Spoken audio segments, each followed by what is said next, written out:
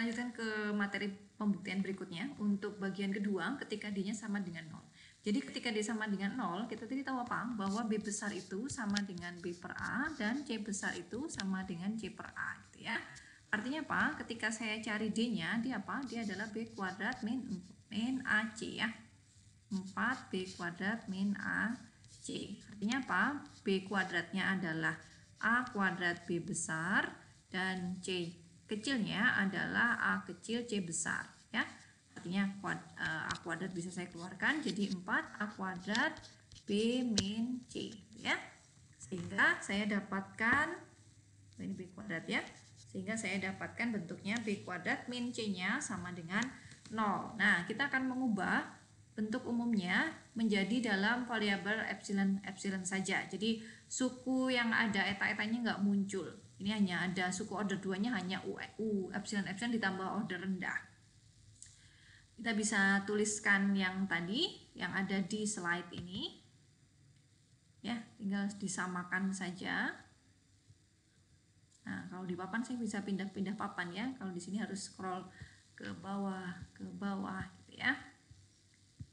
Oke, jadi nah ini kita akan bawa ke bentuk ini. Jadi karena saya mau bawanya tadi apa? Bawanya tadi ke epsilon ya. Jadi yang di sini sama dengan do per do epsilon, sedangkan yang di sini nilainya harus 0 ya. Jadi saya bisa peroleh mana? Ya. Jadi saya dapat do per do epsilonnya do per do x ditambah b do per do y, do per do etanya harus 0. Artinya bisa saya bentuk menjadi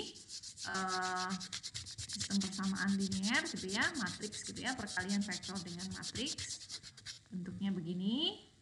Dan karena kita mau x dan y dinyatakan sebagai epsilon dan juga eta, kombinasi linearnya lakukan dengan turunan total ya, seperti pada pembuktian D kurang dari 0, kita bisa dapatkan yang ini, sehingga saya bisa peroleh apa? P-nya 1, R-nya B. Saya kasih warna aja biar lebih kelihatan. Ya. Jadi Anda dapatkan P-nya itu 1. Kemudian B-nya itu R, R-nya itu B. Bolak-balik sama saja. Lalu Q-nya itu 0 dan satu lagi S-nya adalah 0 ya. Saya dapat P1, Q-nya 0, RB, S-nya 0. Oke. Sehingga transformasi QY dalam epsilon dan eta bisa saya dapat ya, yaitu X sama dengan epsilon, Y-nya sama dengan epsilon, B epsilon. Nah, perhatikan bahwa ini matriks yang 2x2, 1, 0, B, 0 ini, itu diskriminan determinannya itu sama dengan 0. Karena determinannya 0 artinya nggak bisa dicari inverse-nya ya. Oke, caranya terus bagaimana? Berarti kita ambil saja bahwa H-nya sama dengan 0. Kalau H-nya 0, maka S-nya tidak sama dengan 0, sehingga S-nya itu 1 ya. Jadi untuk mencari inverse transformasi ini, yang perlu kita lakukan adalah memisalkan suku yang di belakang ini sebagai H dan S, di kolom keduanya sebagai H dan S, sehingga determinan dari matriks ini itu tidak 0 gitu ya. Nah, sekarang kita pilih saja H-nya 0. H-nya 0, maka S-nya tidak boleh 0 karena S tidak boleh sama dengan B dikali H. Kalau S-nya saya ambil 1, saya akan peroleh seperti ini ya. Kenapa harus diambil H-nya 0 dan S-nya 1? Agar lebih mudah. Mau dibalik juga boleh, tapi yang lebih umum dipakai adalah H-nya 0 dan S-nya 1. Nah, kita lakukan perhitungan turunan. Jadi sekarang saya sudah punya fungsi atau variabel epsilon dalam X dan Y dan variabel eta dalam X dan Y. Saya bisa peroleh turunan U terhadap X menjadi atau mentransformasi turunan U terhadap X menjadi turunan terhadap epsilon dan eta. Jadi saya bisa lakukan dengan turunan total ya. Jadi dapatnya ini. Kemudian terhadap Y juga sama, turunan kedua terhadap X juga lakukan turunan terhadap X sekali lagi terhadap turunan pertama X gitu ya. Kita dapat turunan kedua, Y juga sama, sehingga saya dapatkan substitusi ke bentuk UXX-nya yang sudah dalam epsilon dan eta, UXY-nya juga, UY-nya juga dalam epsilon dan eta, dan seterusnya dalam epsilon dan eta. Saya substitusi, saya bisa peroleh bentuknya ini. Nah, Di sini yang muncul apa? Order 2-nya hanya bentuk epsilon-epsilon dan sisanya adalah suku order rendah, ya. Jadi terbukti bahwa ketika B kuadrat min C-nya sama dengan 0, kita bisa bawa bentuk umum dari persamaan diferensial parsial order 2 linear tadi menjadi bentuk kanoniknya. Bentuk kanonik yang bertipe parabolik, ya. Untuk D lebih dari 0 juga sama, jadi kita definisikan dulu informasinya. Jadi D lebih dari 0 artinya apa? Artinya B kuadrat min C-nya harus lebih dari 0. Nah, bentuk ini kita samakan dengan yang di sini gitu ya. Ini kalau kalian lihat ini mirip sama yang kita kerjakan di persamaan karakteristik ya, mengubah PDP order 2 menjadi order pertama. Jadi kita mau mengubah bentuk yang ini menjadi yang U epsilon epsilon min U eta eta. Artinya apa? Artinya saya mau menghapus malah mencoret-coret ya.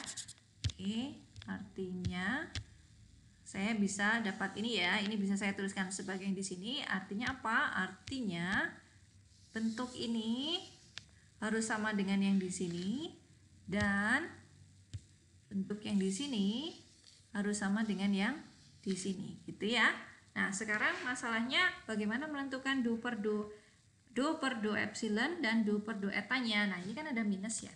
Artinya yang ini, oke, saya hapus. Kita lihat yang kuning dulu ya, satu per satu.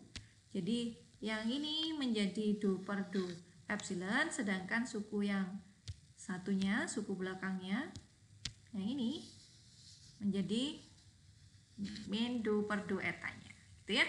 Nah, jadi saya dapat do per do epsilonnya adalah do per do x plus b do per do y, sedangkan do per do etanya jadi yang ini. Saya bisa tuliskan menjadi perkalian ya, perkalian dalam operator do per do epsilon dan do per do eta. Seperti ini, lalu kita misalkan seperti yang tadi, sehingga saya dapatkan apa?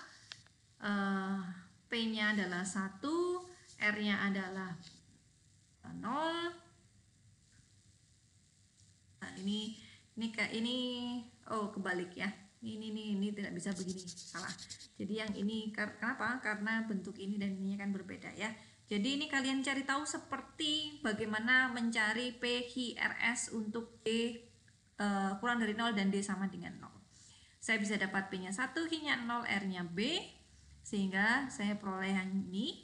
Saya bisa tuliskan epsilon dan eta dalam X dan Y, lalu saya hitung lagi U terhadap X, U terhadap Y, turunan U terhadap X, turunan U terhadap Y, turunan 2 kali U terhadap X sebagai kita transformasikan menjadi turunan terhadap epsilon dan juga eta, kemudian UY-nya juga. Lalu kita substitusikan ke bentuk umumnya. Ternyata setelah disubstitusikan, nah ini untuk kalian pelajari ya, kenapa bisa begitu ya. Jadi detail-detailnya saya serahkan ke kalian. Ini sudah cukup detail sebetulnya. Kalau kalian mau membuktikan menghitung manual di kotakan juga sangat diperbolehkan ya. Jadi dari sini kalian substitusikan informasi yang sudah kita peroleh tadi. Turunan UXX jadi apa, UX jadi apa, UY jadi apa. Semuanya harus diganti dalam variabel epsilon dan juga eta, sehingga saya peroleh ini ya hasil akhirnya. Lihat di sini bahwa bentuk utamanya berubah menjadi U epsilon epsilon dikurangi U eta eta, yang tidak lain adalah bentuk atau main part untuk persamaan diferensial parsial order 2 bertipe eliptik ya, bertipe ini bukan dikurang dari 0, ini sebentar saya salah tulis ya. Oh ya, ini D lebih dari 0 ya. Ini bertipe eliptik. Jadi baliknya dia ke bentuk U eta U epsilon epsilon dikurangi U eta eta, dan sisanya adalah suku order lebih rendah. Itu ya. Oke, jadi terbukti ya bahwa semua persamaan diferensial parsial order 2 itu bisa kita ubah menjadi bentuk kanoniknya, gitu ya. Yaitu antara eliptik, parabolik atau hiperbolik.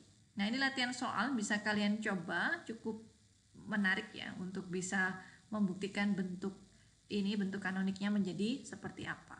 Lebih lanjut, kalau kalian ingin mengetahui materinya di buku Eric Zauder itu di sebelah mana, ada di halaman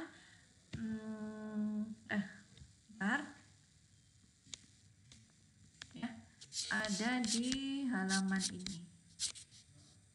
Nah, ini di chapter 3, tepatnya di halaman 122. di halamannya ya, nomor halaman atau di halaman PDF-nya di 148.